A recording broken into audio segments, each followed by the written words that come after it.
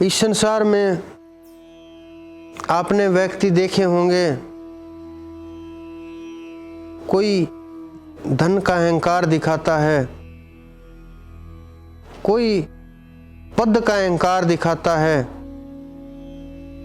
कोई अपने बच्चों का अहंकार दिखाता है, कोई ताकत का अहंकार दिखाता है, कोई शारीरिक बल का अहंकार दिखाता है, कोई राजनीतिक बल का अहंकार दिखाता है, कोई अपने किए गए कार्यों को आपके सामने वर्णन करता रहता है। कुछ लोग ना किए गए कार्यों को भी कि अच्छा किसी ने किया है, नाम अपना जोड़ देते हैं, ये मैंने किया है। बुरा किया है, उससे अपना पीछे हट जाते हैं, ये मैंने नहीं किया।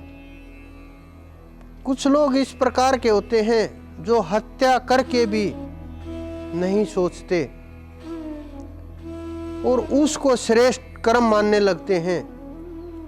अपनी ताकत को दिखाने के लिए कि मैं ताकतवर हूं, न धर्म को समझते हैं, न ज्ञान को समझते हैं, न इंसानियत को समझते हैं, न प्रकृति को समझते हैं, न जीव जंतुओं को समझते हैं। बस मैं का अहंकार। बहुत लोग देखे होंगे अपने समाज में इस प्रकार के। वो लोग आप सोचते होंगे कि ये बहुत शक्तिशाली हैं, ये हमारे से बहुत आगे हैं। बहुत ख्याल आते होंगे कि हम तो बहुत कमजोर आदमी हैं। कमजोर आप नहीं हो, कमजोर वो लोग हैं जो ये कर्म कर रहे हैं, क्योंकि उनका आने वाला समय आप सब जानते हो कि दुष्ट का अंत तो निश्चित ही होता है। कितने बड़े बड़े राक्षस देखे आपने, सामने नहीं देखे होंगे, टीवी में देखे होंगे,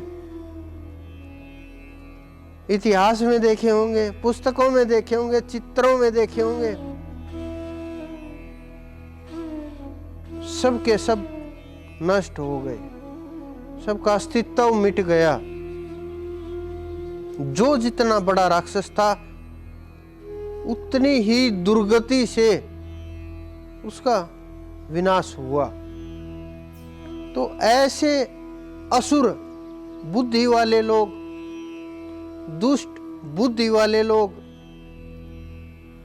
जो सदा लोगों का केवल बुरा ही कर सकते हैं, बुरा ही सोच सकते हैं, उनका ना तो इस जन्म में ही कल्याण होता है, ना अगले जन्म में कल्याण होता है। उनका विनाश तो निश्चित ही है, क्योंकि यहाँ भी विनाश हो जाएगा आपकी आंखों के सामने ही। और यहाँ से जाने के बाद भी उनको प्रेत की योनियां प्राप्त होंगी, भूत की योनियां प्राप्त होंगी, नरकों के अंदर सड़ाया जाएगा, नरकों के अंदर जलाया जाएगा, डाल दिया जाएगा। हजारों सैकड़ों वर्षों के लिए यातनाएं दी जाएंगी। और फिर उनका जब भी जन्म होगा तब भी उनको अपने कर्मों का भुगतान करना ही होगा, क्योंकि जितने भी शरीर हैं सब केवल कर्म के आधार पर चलते हैं, कर्म के कारण ही बने हैं। कर्म से कोई भाग नहीं सकता। कर्म तो भोगना ही पड़ता है, चाहे इस जन्म में भोगा जाए, चाहे अगले जन्म में भोगा जाए। जो आज हम भोग रहे हैं वो पिछले जन्मों का हो सकता है। तो ये जो कर्म है ये जीव को भोगना पड़ता है, कितना भी प्रयास करो। तो वो लोग इस कर्म की मार से नहीं बच सकते। बस आपको ताकतवर नजर आ रहे हैं। क्यों? क्योंकि आप स्वयं को नहीं जानते, आप अपनी ताकत को नहीं जानते, आप नाम की ताकत को नहीं जानते, धर्म की ताकत को नहीं जानते, सत्य की ताकत को नहीं जानते। जब आप इनको समझने लगोगे, जानने लगोगे, अनुभव करोगे, तो वो तो आपके नजदीक भी नहीं है, क्योंकि आपको तो इस लोक में भी और अगले लोक में भी केवल सुख ही सुख होगा। कुछ टाइम हो सकता है, पिछले जन्मों का कोई कर्म हो सकता है जो सुख में थोड़ा बहुत बाधक हो जाए, बाधा बन जाए और सुख कुछ टाइम के लिए रुक जाए, लेकिन रोक नहीं सकता।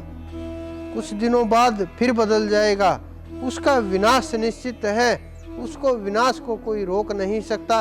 और आपका कल्याण निश्चित है, आपके कल्याण को कोई रोक नहीं सकता, क्योंकि कर्म कैसा भी हम कर्म करें, कर्म तो पीछे कैसा भी कर्म करते रहें, चाहे किसी के सामने करें, चाहे पीठ पीछे करें, चाहे कैसे भी कर्म करें, कर्म का फल तो हमें भोगना ही पड़ेगा।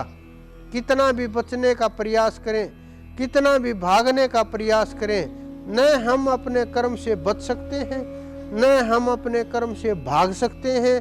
जो आपने कर्म कर दिया लिखा जाता है सब, और वो लिखा हुआ कर्म जब आप धर्मराज के दरबार में जाओगे, वहाँ न्याय सुना दिया जाएगा और आपको अलग अलग जगह भेज दिया जाएगा। जिन्होंने अच्छे कर्म किए वो अच्छी जगह चले जाएंगे, जिन्होंने बुरी जगह भेज दिया जाएगा, उन्होंने बुरे कर्म किए हैं। आपके सामने सब कुछ न्याय होगा। आप न्याय के ताकत को देखोगे तब आपको एहसास होगा हम तो ऐसे लोगों से कितने श्रेष्ठ हैं। लेकिन ऐसे लोगों से अपनी तुलना भी मत करो, ऐसे लोगों को देख करके खुद को जज भी मत करो कि मैं ऐसा हूँ, ये ऐसा है, वो ऐसा है, ये ऐसा नहीं। अपने समय अपना निर्माण करो, अपने जीवन का निर्माण करो, अपने आने वाले समय का निर्माण करो।